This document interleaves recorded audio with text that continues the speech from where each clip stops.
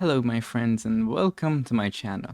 Today I'm going to speak about a huge glitch in the Papal State, which I want to call the Glorious Bastards. But first of all, let me explain what is the Papal State in the first place in case you don't know about it.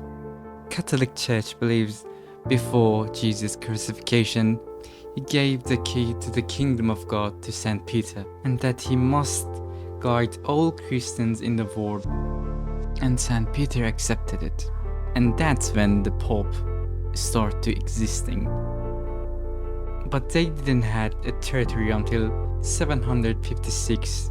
They mostly served other rulers or weren't related to governments at all, and they weren't treated very well.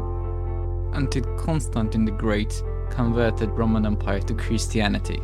But in 756, a short king, my bad. During the donation of the Papin, which Papin the Short, king of the Franks, gave some land to the Pope to rule.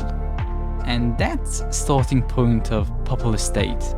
They had the city of Rome as capital and some other small territories around it. It was a theocracy government and was mostly ruled by clergy. That's a great point to it. They wouldn't be influenced by others, but they were mostly chosen by the stronger families. And there are tons of such examples like Rodrigo Borgia, which you might have seen it in Assassin's Creed games. He was from a strong Spanish family. You might think they wouldn't have children at least. You're mostly right about it. But that wouldn't stop them from choosing their brothers or nephews. And that's when we reach the Glorious Bastards part. You know, Pop is part of the Catholic clergy. He was a priest and then a cardinal. None of them is allowed to have children or marry to anyone. So that's the time the Glorious Bastards were born. Pop would have one or few lovers. He have a relationship with them. He do whatever a lover would do to a lover, or mistress, or whatever you want to call it. He marries them off to a servant of the Papal State who is not a priest or even use their own brothers or family members to hide that. And when their children were born, they wouldn't be recognized as bastards children, but some legitimate children of a good woman, but would not recognize them as his own. And then the funny part starts. He started to giving away papal treasury monies to them and give them titles left and right, like Sixtus IV or Rodrigo Borgia.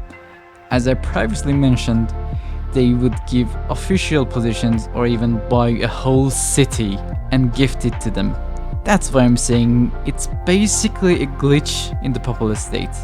They shouldn't be able to have children, but they would have them and use their power to give them unimaginable Welsh power. And that's when the Glorious Bastards were born. Let me show you how broken it was with some examples from the Papal State bastards, or better say, some Glorious Bastards. Rodrigo Borgia had between 7 to 9 children. That's a little bit too much, I know.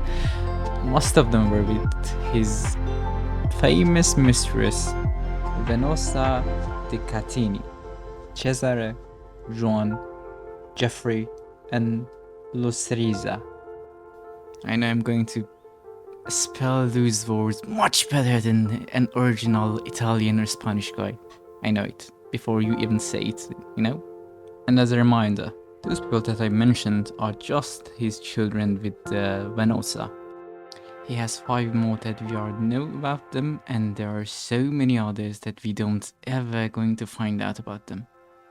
And that's because we only know about some of his lovers, not all of them. He surely hid most of them, and those that we are know of are mostly because he wanted to continue his dynasty and power. So, get back to the point. What did he give away to his children? Let's get started.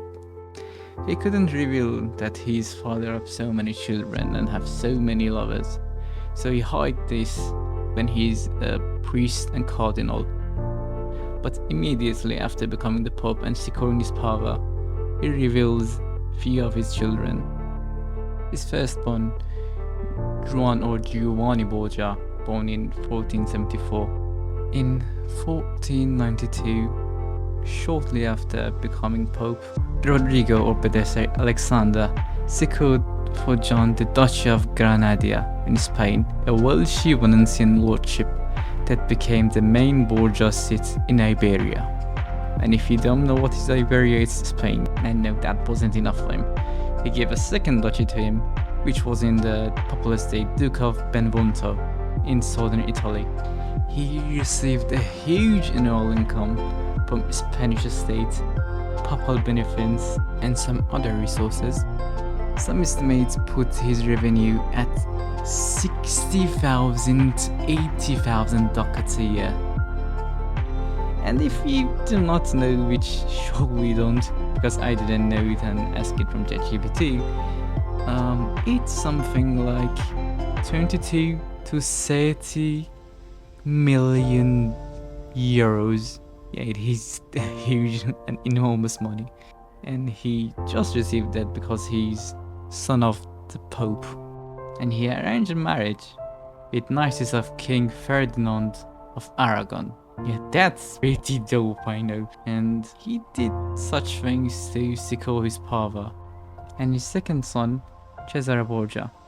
At the age of 18, Cesare was made a cardinal and given multiple rich benefices, bishoprics, abbeys and lands that brought him 40,000 ducats per year. With such a great numbers that I give you, you might think that might not be that much in the past, but I should tell you guys, a top earner would earn 40 ducats per year. I mean, 1,000 times less than Cesare Borgia earned. So it might give you some idea about it. He gave more than 30,000 ducats as his daughter dowry. He was giving away all the fucking fellowship of the Papal State, I guess, and he wasn't holding back at all. Like, it wasn't like, oh yeah, I can spend a little bit less, this and that, and no, that's my money, that's all of my money, that's not Papal State, that's not God money, it's just my money. And again, as a dowry, he gave her 100,000 ducats in cash, plus gold, silver and estate, one of the largest dowries in Italy ever. You might think I'm wrong because there are 2 dowries, but there are so many more, lads. She married so many times, so every time she got married again, he would give some more money to her. And last but not least, Geoffrey, married to Sancha of Aragon, illegitimate daughter of Alfonso II of Naples, received the Principality of Siculias and later the Duchy of Alvito in Calabria.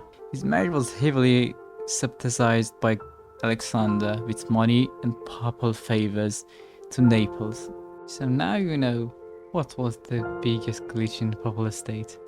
Even though he was going to be the symbol of Christianity and Catholicism, Pope sometimes did some naughty things, you know?